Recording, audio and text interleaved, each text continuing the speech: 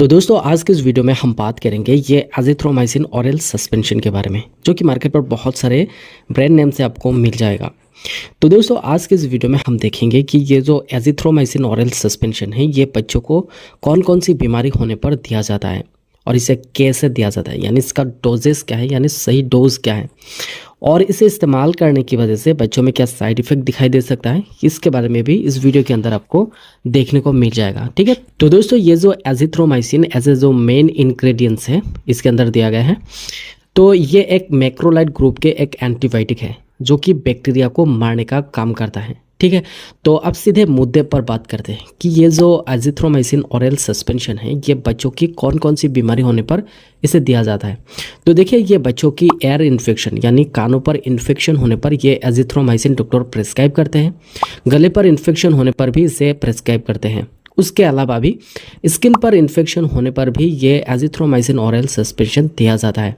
उसके अलावा भी ये एजिथ्रोमाइसिन सस्पेंशन जो है ये टाइफाइड फीवर में भी दिया जाता है, यानी बुखार में, यानी इन्फेक्शन की वजह से जो बुखार आते हैं उस कंडीशन में भी ये डॉक्टर प्रिस्क्राइब करते हैं ये एजिथ्रोमाइसिन ऑरल सस्पेंशन। ठीक है, तो चलिए अब इसका डोजेस भी देख लेते हैं कि इसका डोजेस क्या है।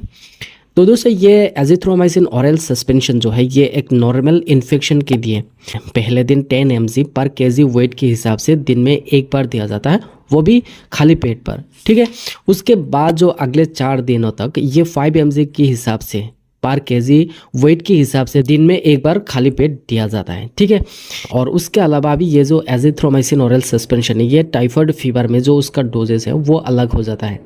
जैसे कि ये टाइफाइड फीवर होने पर बच्चों को ये 20 mg पर केजी वेट के हिसाब से 7 दिनों तक या फिर 14 दिनों तक इसे दिया जाता है। ठीक है, लेकिन दोस्तों इसे यूज़ करने से पहले कुछ बातों का ध्यान आपको रखना बहुत ही ज़रूरी है। जैसे कि ये एजिथ्रोमाइसिन ऑरल सस्पेंशन जो है ये 6 महीने से नीचे बच्चों को नहीं देना चाहिए। और उसके अलावा भी ये एजिथ्रोमाइसिन ऑरल सस्पेंशन की जो डोजेस है ये हमेशा बच्चे की वज़न के हिसाब से ही कैलकुलेट करना चाहिए, और उसके अलावा भी डॉक्टर की सलाह जरूर लेना चाहिए।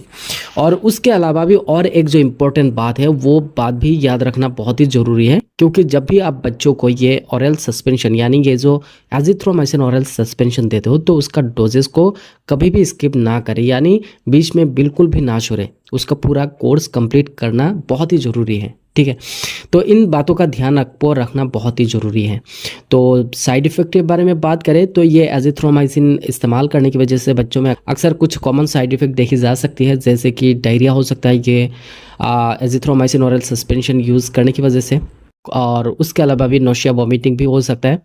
और उसके अलावा भी ये एजिथ्रोमाइसिन ऑरल सस्पेंशन यूज़ करने के बाद कभी कभी ये बच्चों की स्किन पर रैशेस भी आ सकता है। ठीक है, अन्यथा ये इस्तेमाल करने से ऐसा कोई भी मेजर साइड इफ़ेक्ट देखने को नहीं मिलेगा।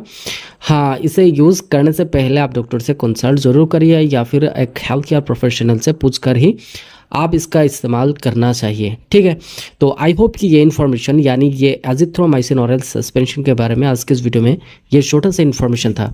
तो वीडियो कैसा लगा नीचे कमेंट पर जरूर बताइए हमें, और मिलते हैं अगले एक नई वीडियो में एक नई इन्फॉर्मेशन के साथ।